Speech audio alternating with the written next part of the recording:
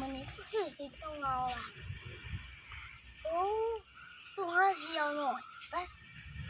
มีเงินลายเลยมีรถอีกรถโตกันนะมัน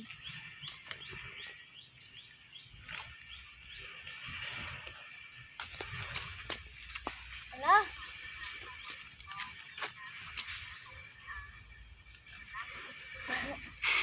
แล้วตอนแรกจะใส่เสียจะมา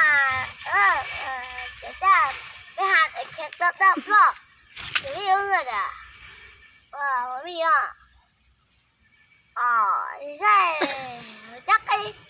เพื่อนจะขี่รถมาหาเลยเด้อไปหาไอ้แขกตับอยู่ตัดโอนเด้อไม่อยากจะซื้อเฉลี่ยมัน